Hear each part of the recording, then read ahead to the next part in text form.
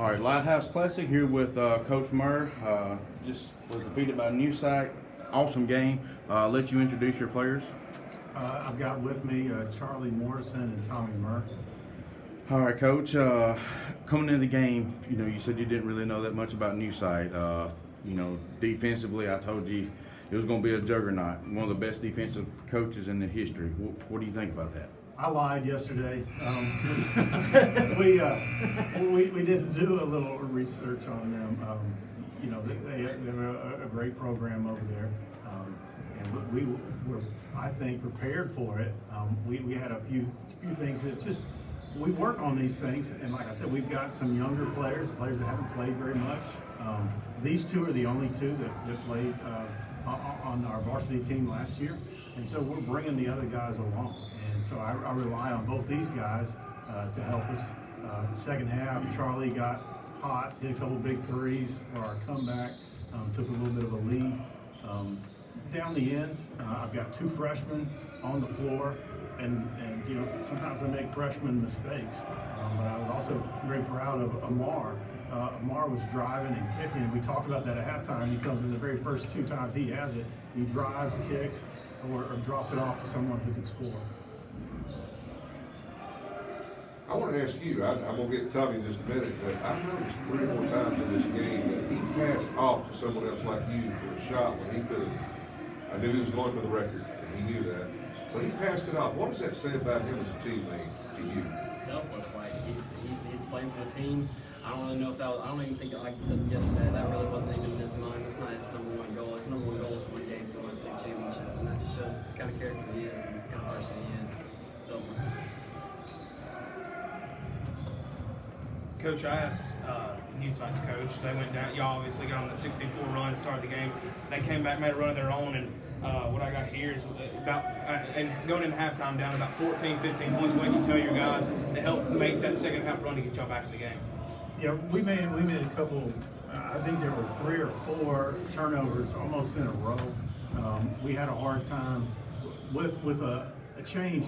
We'll play 6, sometimes 7 players, but one of them has to come out, whether it's a foul or it really changes how we do things. And so we had to scramble to get it back. We had twice, I know we had the wrong people in the wrong places. We were trying to get the ball to the middle against their trap, and then we couldn't get the right guy in the middle, and that was why they went on that run. And they were getting after it. They got a couple steals going the other way, so take that away from them. But the mental mistakes that we were making is kind of frustrating to see that, because we know better. Sometimes we make those mistakes. You talked about your freshman a second ago. An atmosphere like this, you're probably not going to get this at home. How big of a game is this for you guys, and how does this help you going forward and go into the playoffs? We're thankful to be invited to the Lighthouse.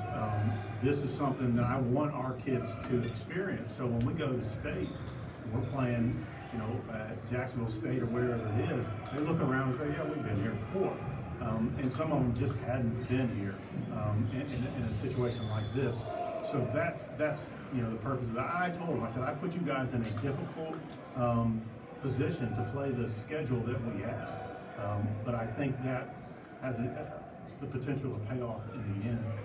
So getting those I've got some freshmen that have never been in this situation. Then I've got a senior that has not played in 2 years. And he joined us late this year. He's a cross-country star, and so he missed our first 2-3 games. And then I've got another kid who's just a sophomore, and to get him eligible, we go by our own eligible policy. So if I feel like a kid needs to work on some academics, then we don't play him. And so he met all the requirements by the state, but he sat out and missed our first 3 games. Now he played a little bit more in this tournament, and he's someone who throughout the season is going to help us a lot. Sorry, Tommy, you're Alabama's all-time leading scorer, a record that's been held by Jeremy Monsu for 20 years. Just kind of put into perspective what that means to you, your family, and your team who shared that moment with you. Right, and we talked about this yesterday. I didn't think it was, it wasn't really in my my peripheral wasn't really, our focus. I appreciate Charlie speaking to the kind of person I am. There's just more important things, I think. It's humbling. And I'm honored to hold a record, coveted record in Alabama High School Athletic Association. But we have bigger goals, and I think, for me, I think, I told y'all yesterday, we don't talk a lot about personal achievements, but it's time like this where he looks at me, after the game and says, I'm proud of you, son. That go a long way, So I think it's the little things, but to hold such a coveted record in a great association is, I think it's very exciting, and I'm proud that I have the teammates that'll get me there. We talked about knowing our roles yesterday. I spoke on that, and I think that's why we're in the game. After game, I told him, I said, you're the reason that it was a close game towards the end. He hit 2 threes in a row. That kind of got us together. They called a timeout. It was a 1-point game. So I think looking around and realizing what you have, beside you and behind you, and the reason you got there. Outside of that, we talked about this yesterday. I'm going to say it again. I'll do it every time I do an interview. I know that my gifts are God-given. So I don't want to speak too much of myself. I'd rather someone else do that. But it's exciting. I'm happy about it. It's cool. And just to build on that, Tommy, I know if you had your ruthers, you'd have probably done it in front of the whole crowd to break the record. But is it gratifying to do it in a tournament such as this against kind of this quality competition? Definitely, yeah. Is it gratifying to do it this way? I mean, he just spoke on, we're very thankful for the people that, allowed us to be a part of this. This is a big time tournament that, we were just thankful to be a part of. We lose both games, regardless, we get better. That's how we kind of came into it. We want to do the best we can, but regardless, we're going to walk away from this getting better. I think we did that, and I think, it's very exciting. I think you hear some stuff about, competition. Well, maybe the competition isn't great. That's why he's scoring that.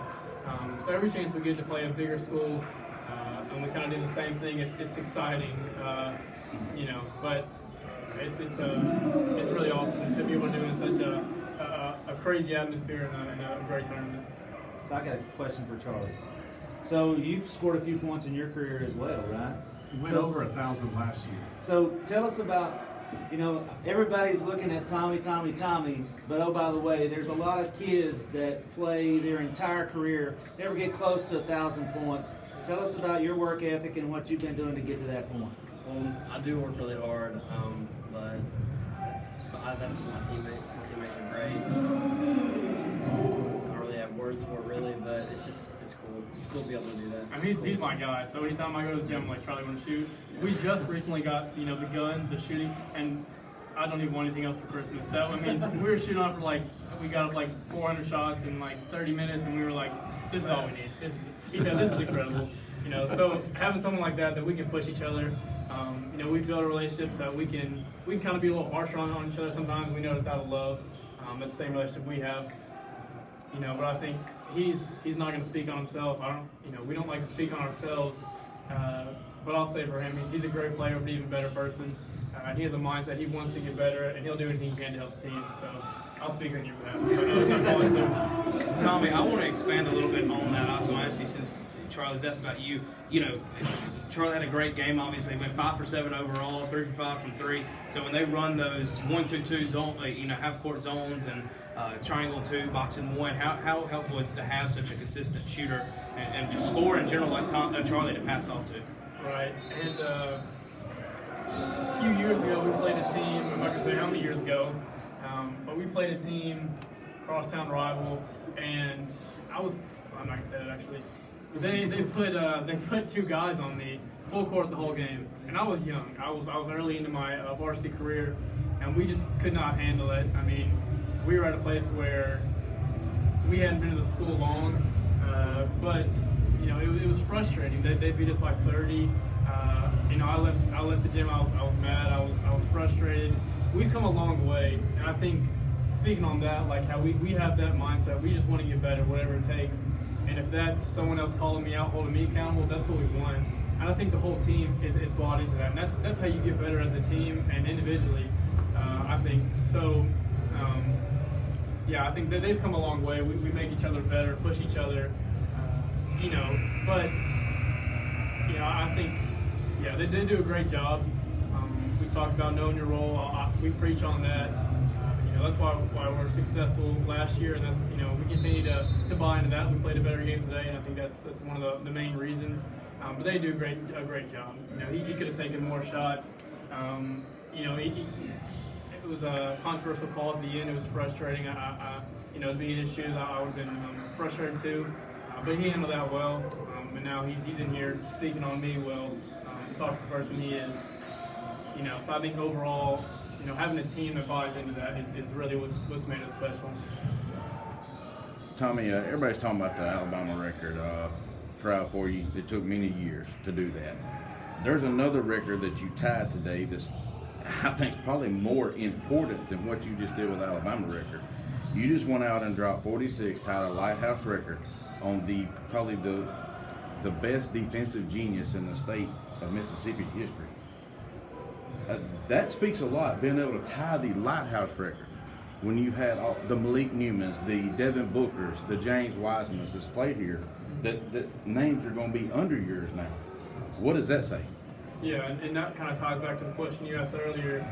We're just happy to be here. To be able to do something special, it's awesome.